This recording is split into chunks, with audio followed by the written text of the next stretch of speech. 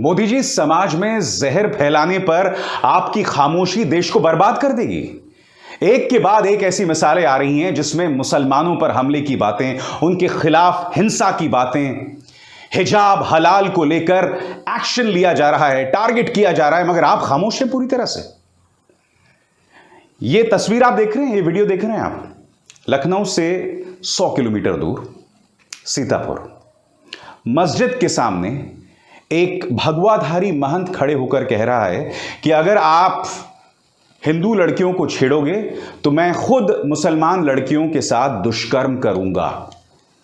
यह एक महंत कह रहा है, एक भगवाधारी कह रहा है। मैं चाहूंगा, मैं सबसे पहले तो आपसे माफी मांगना चाहता हूं कि मैं ये आपको सुनवा रहा हूं। दोस्तों, आपको ये समझना पड़ेगा कि मेरे लिए भी ये खबरें करना आसान नहीं होता है।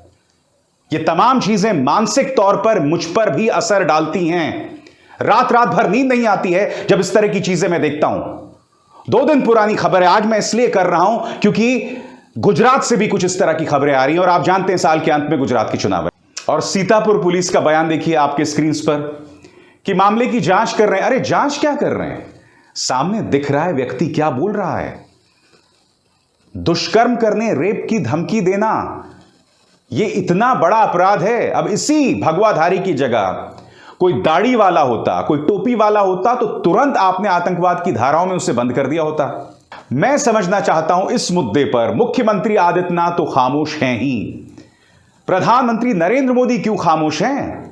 अब तो आप उत्तर प्रदेश चुनाव जीत गए और विपक्ष चाहकर भी कुछ नहीं कर पाए।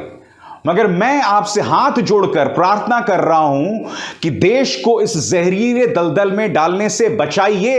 एक के बाद एक इस तरह की मिसालें आ रही हैं प्रधानमंत्री, और आप पूरी तरह से खामोश हैं।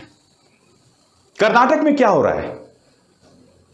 कर्नाटक में बेवजह एक हिजाब को लेकर विवाद को जन्म दिया गया। लड़कियां जो एक अरसे से हिजाब पहन रही थी उन पर रोक लगाएगी। मामला अदालत में गया, अदालत में एक फैसला आया।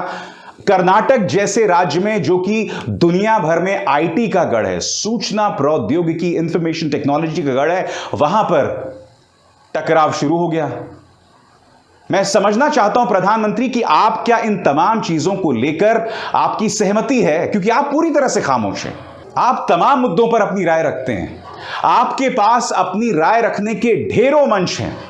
आप चाहें तो पालतू एएनआई को बुलाकर इस मुद्दे पर इंटरव्यू दे सकते हैं, और मैं दावे के साथ कह सकता हूं जिस तरह से तमाम घटनाएं हो रही हैं, प्रधानमंत्री एक बार इस पर गंभीरता से बयान दें, जमीन पर एक्शन की हिदायत दें, तमाम चीजें रुक सकती हैं। मगर मुझे ऐसा लगता है ये जानबूझकर नहीं किया जा रहा है।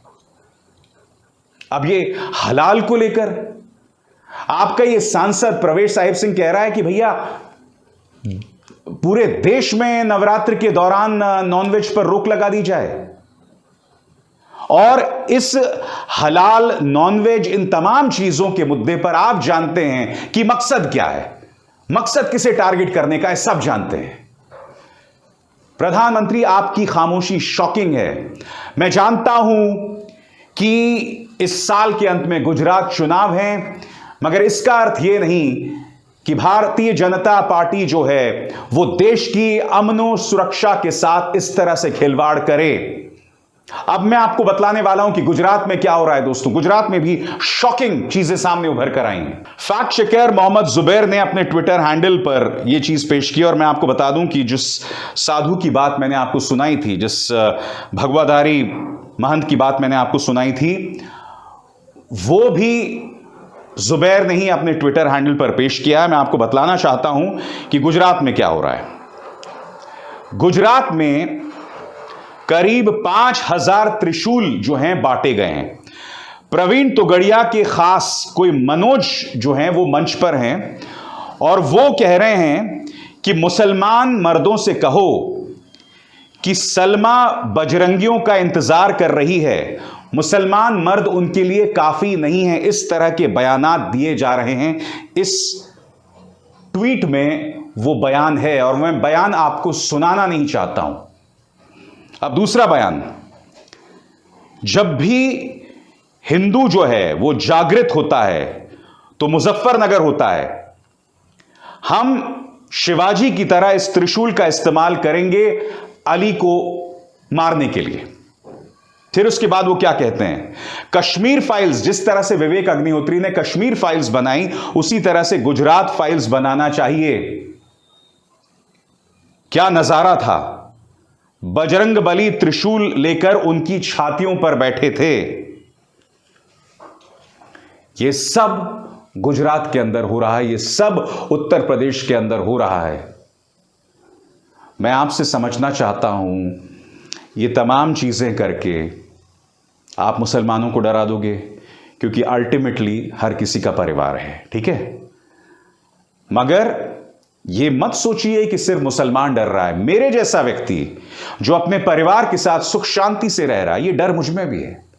ये तमाम तस्वीरें मुझे भी सालती रहती है, मुझे भी हॉन्ट करती हैं, मुझे डिस्टर्ब करती हैं। मैं जब भी ये देखता हूं, आधी आधी रात तक नींद नहीं आती।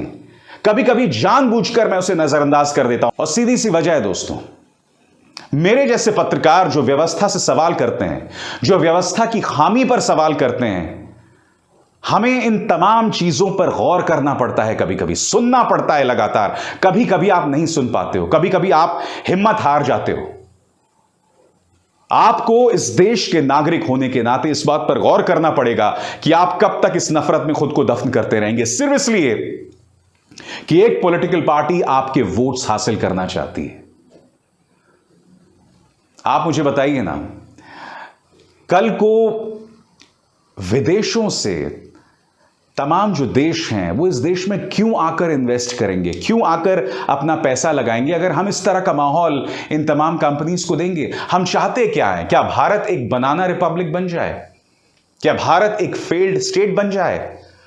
और भारत एक फेल्ड स्टेट बनने के रास्ते पर सिर्फ इसलिए है क्योंकि हमारे प्रधानमंत्री लगातार खामोश रहते हैं। कितनी शॉकिंग बात है, कितनी शॉकिंग बात है कि प्रधानमंत्री पूरी तरह से खामोश हैं। मगर मैं खामोश नहीं रहूंगा, मैं आपके सामने मुद्दे लगातार लाता रहूंगा, ये मेरा वादा है। चाहे मुझे विष का प्याला ही क्यों ना पीना पड़े। मैं जानता हूं जब शिव मेरे आदर्श हैं दोस्तों, आध्यात्मिक दुनिया में, धर्म की दुनिया में मैं शिव से, भगवान शिव से प्रेरणा लेता हूं। और मैं अक्सर कहता हूं कि जब विष्णु पुराण में भगवान शिव ने विष का प्याला पिया था, तो ये तो बहुत छोटी सी चीज है, ये जो तमाम मुद्दे मैं आपके सामने लाता हूं। अभिसार शर्मा को दीजिए इजाजत, नमस्कार। स्वतंत्र और आजाद पत्रकारिता का समर्थन कीजिए, सच में मेरा साथी बनिए। बहुत आसान है दोस्तों, इस ज्वाइन बटन को दबाइए और आपके सामने आएंगे ये 3 विकल्प, इनमें से एक चुनिए और सच के इस सफर में मेरा साथी बनिए।